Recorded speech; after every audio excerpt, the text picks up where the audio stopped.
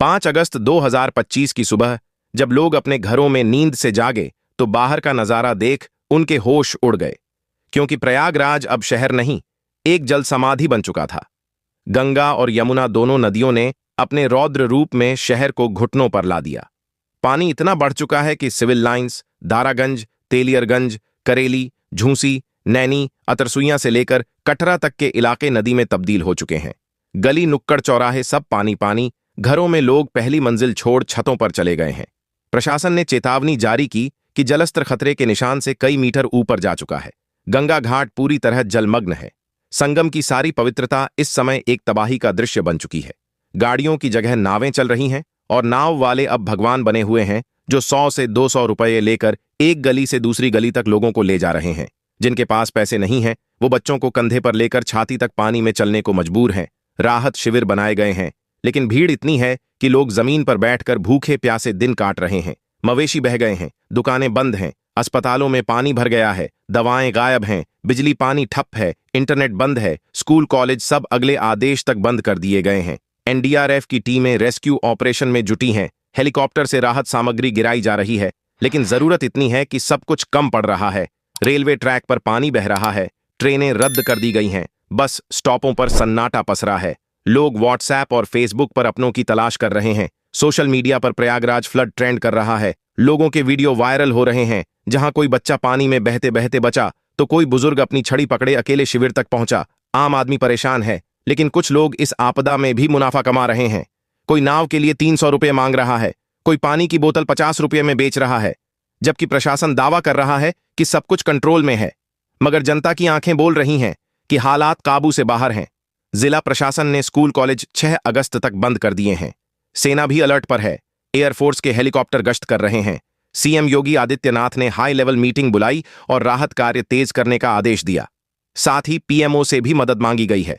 उधर ग्रामीण इलाके जैसे फूलपुर, हंडिया, कोरांव, शंकरगढ़ और करछना में गांव के गांव डूब गए हैं। खेत बह गए, फसलें बर्बाद हो गईं, किसान सड़क पर आ गए। गांवों में ना पीने का पानी है, न दवा, न डॉक्टर। कुछ लोग छतों पर मोबाइल लाइट जलाकर हेलीकॉप्टर से रेस्क्यू की आस लगाए बैठे हैं। और इस सब के बीच जो सबसे बड़ी चिंता है वो है बीमारी। पानी के जमाव के कारण डेंगू, मलेरिया, उल्टी दस्त के केस तेजी से बढ़ रहे हैं। डॉक्टरों की टीमों को हर मोहल्ले में भेजा जा रहा है, मगर दवा की कमी से सब कुछ अधूरा लग रहा है।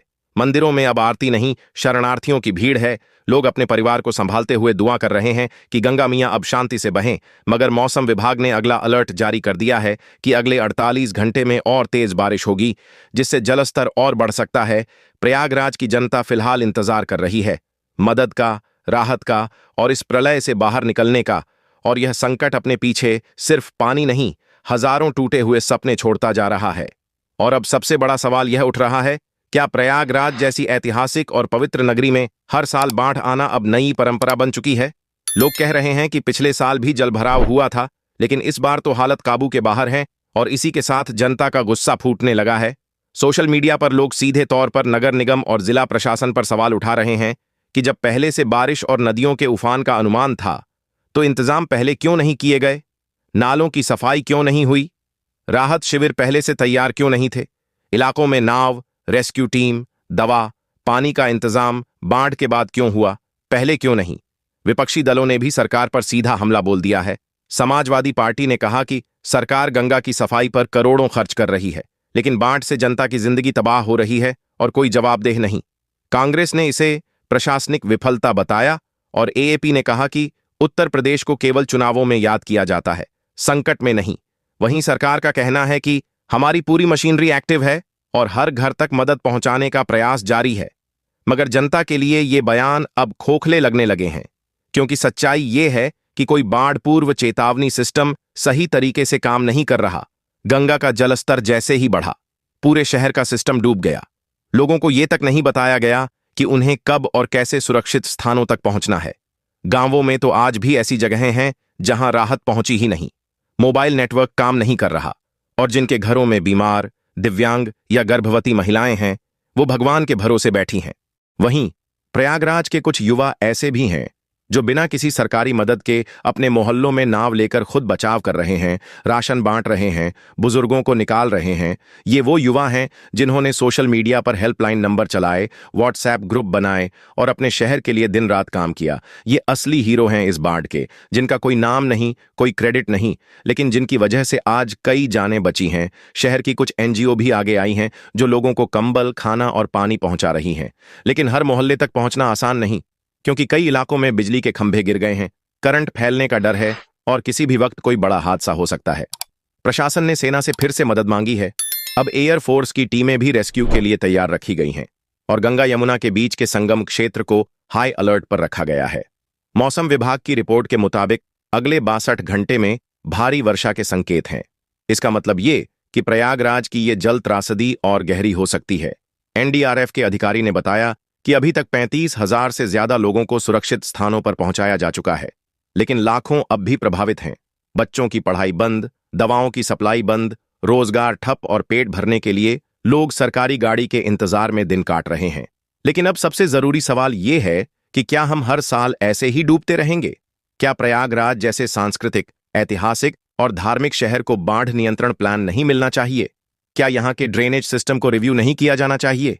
क्या रिवर मैनेजमेंट प्लान पर गंभीरता से काम नहीं होना चाहिए?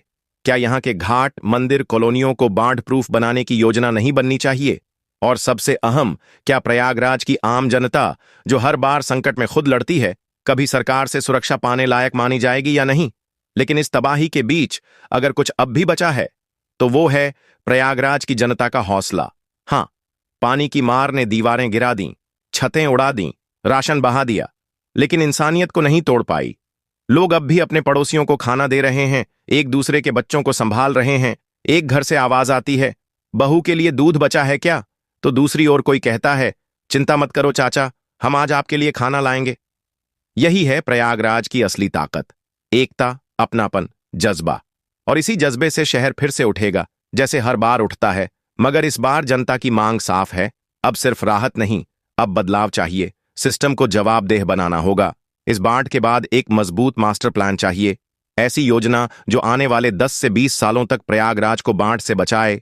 ड्रेनेज सिस्टम को रीडिजाइन किया जाए, नदियों के किनारे रहने वाले लोगों को सुरक्षित पुनर्वास दिया जाए, इमरजेंसी वार्निंग सिस्टम बनाया जाए, स्कूलों और अस्पतालों को बाढ़ रोधी इंफ्रास्ट्रक्चर से जोड़ा जाए, और सबसे जरूरी, एक ऐसा प्रशासन जो मुसीबत के समय प्रेस कॉन्फ्रेंस नहीं, मैदान में दिखे।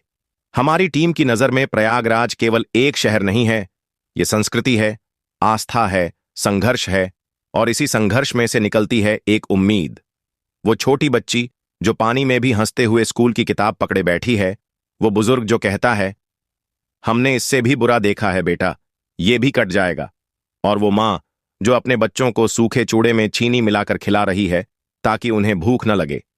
इन सब में छुपा है प्रयागराज का भविष्य, जो कहता है, हम फिर लौटेंगे, फिर जिएंगे, फिर उठेंगे, क्योंकि गंगा मैया हमें डुबो सकती है, मगर हमारे हौसले को नहीं। और आप सबसे हमारा सवाल है, क्या आप प्रयागराज के इस संघर्ष में आवाज बनना चाहेंगे? क्या आप चाहते हैं कि यह खबर हर उस तक पहुंचे जो अपने आरामदायक एसी ऑफिस में बैठकर सिर्फ रिपोर्ट पढ़ता है, लेकिन जमीन की सच्चाई से अनजान है? तो वीडियो को लाइक कीजिए, शेयर कीजिए और नीचे कमेंट करके बताइए, क्या अब वक्त आ गया है कि सरकार सिर्फ घोषणा नहीं, समाधान दे?